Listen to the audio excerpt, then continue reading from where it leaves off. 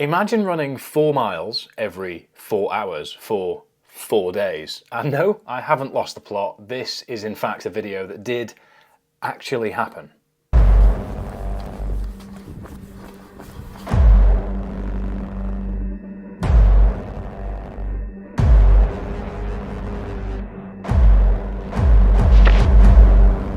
think it's just general stress. I sent my body into a bit of a spiral there.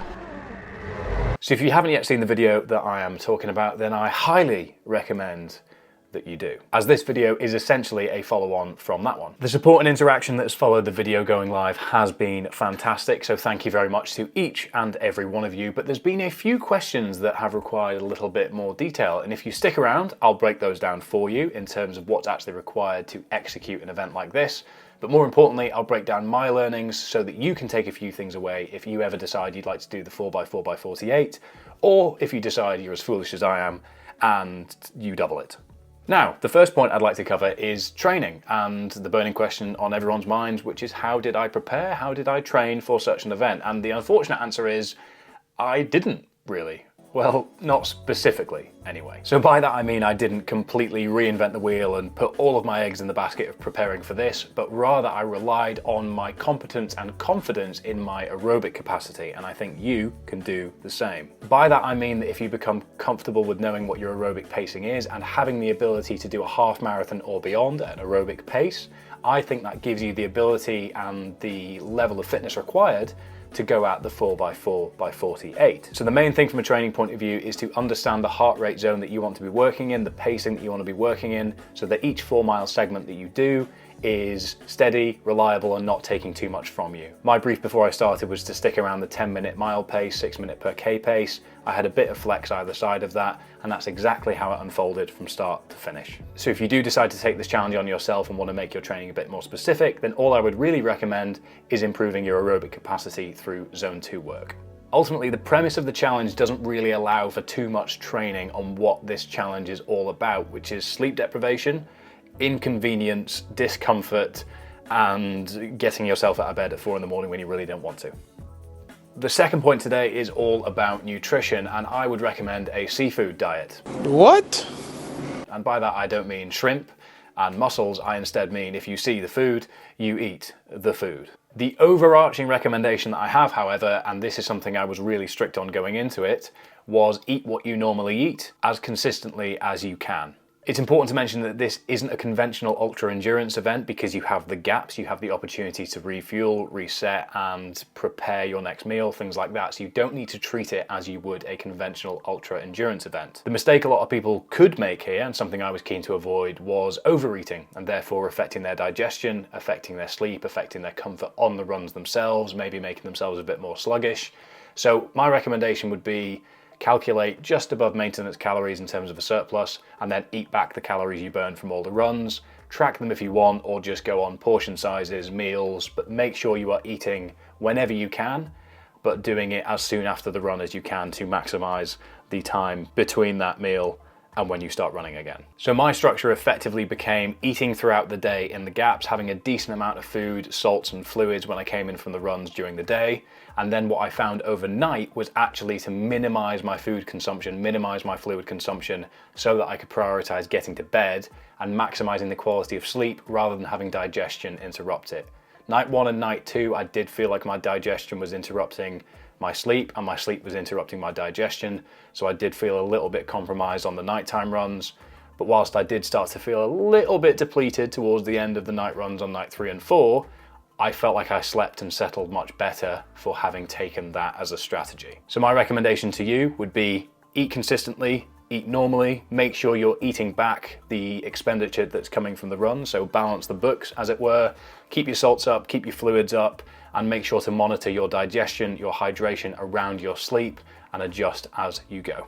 Point number 3 is all about sleep, which is essentially what this challenge is all about, or lack thereof it. My logic from the off going into this was that I should try and maintain as regular a pattern of sleep as I could, and whilst that sounds a bit ridiculous saying out loud, by that I mean sleep through the night and stay awake during the day. The plan to maintain some sort of rhythm did work, as I felt really quite reliable, stable, cognitive during the day, and absolutely horrendous over the night when my body was saying, you should definitely be sleeping right now, not out running this same loop. Didn't we do it yesterday, by the way? My broad overarching recommendation here is to maximize sleep time, which means minimize friction. So that means preparing your food, preparing your kit, having a structure, having a routine, having people to keep you accountable, having alarms set, having everything within touching distance and no guesswork whatsoever, so that you are prioritizing sleep and you can just roll out of bed groggily, as you will do, and put your shoes on and have a banana and say goodbye to your wife in the morning and lock the door and take the key and put it in the pocket and then off you run. Because the mistake you can make is adding a lot of friction around the sleep and therefore increasing stress and reducing the quality of sleep and maybe impacting how much time you actually commit to sleep because you spend time dicking around either side trying to find certain things. So make your life as easy as possible to make your sleep as effective as possible.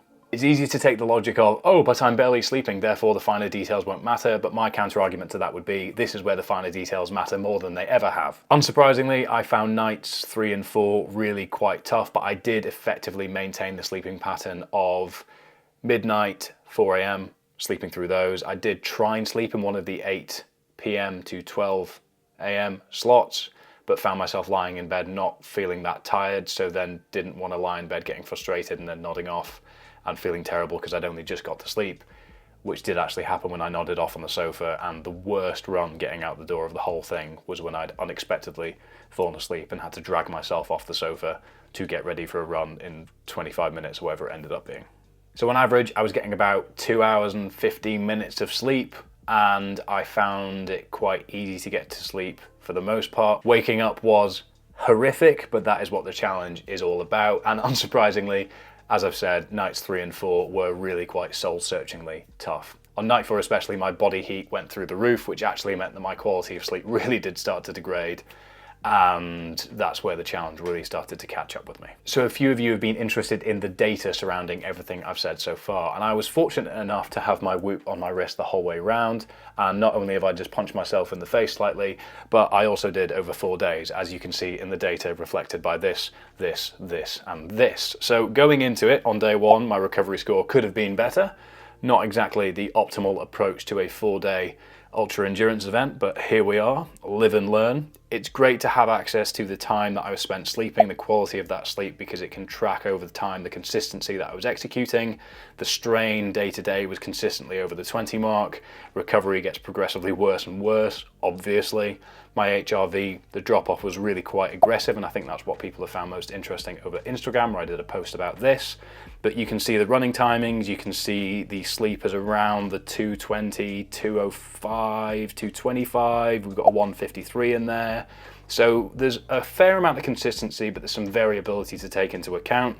And the overarching summary of this Whoop data is, it's a mess. So for those of you interested in the data, that is what it's looked like from my Whoop. And since then, I've essentially been using this device as a way of recovering, managing jet lag, as I've been over in Los Angeles, Australia, and then back to Los Angeles and back here.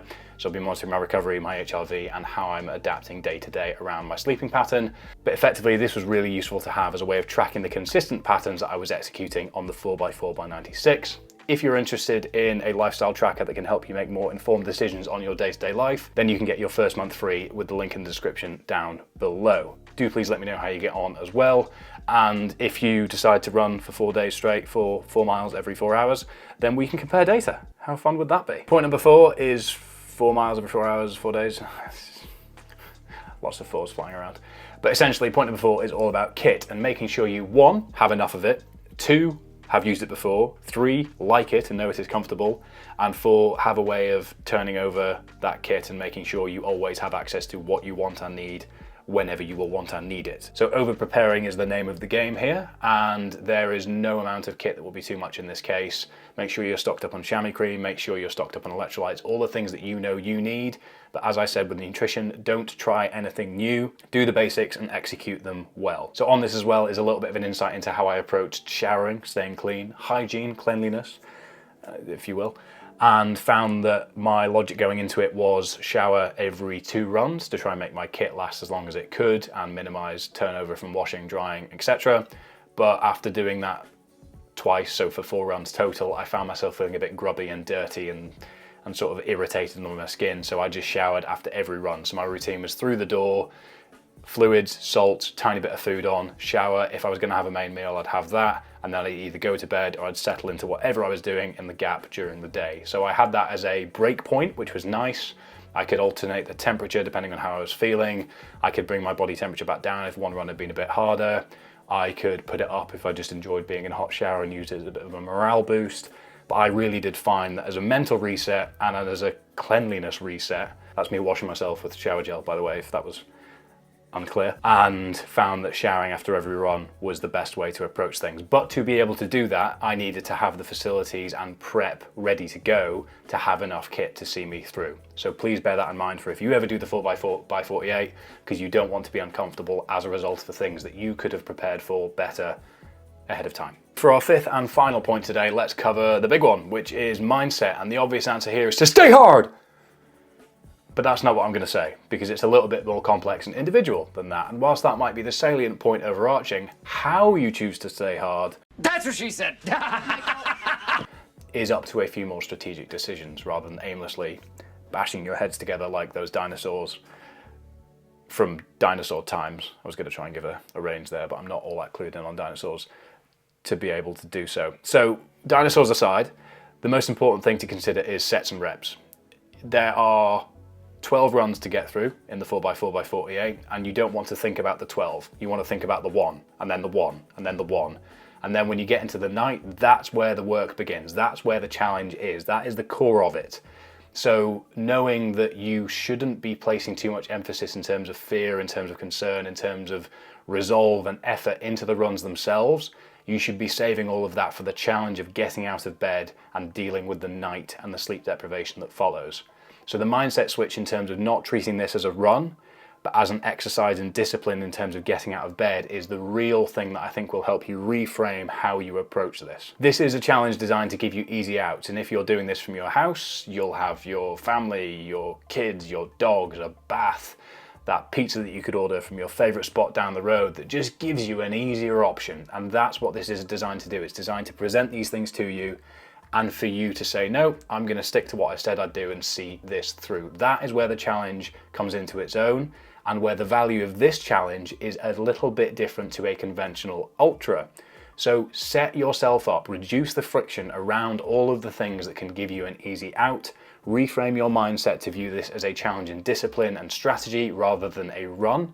And it means that you just need to get through the runs as and when they come, view it as 1, 1, 1, 1, all the way to 12, and make sure that you're well set up to psychologically prepare for the misery and drudgery that comes with getting yourself out of bed at 4 in the morning to go for a run.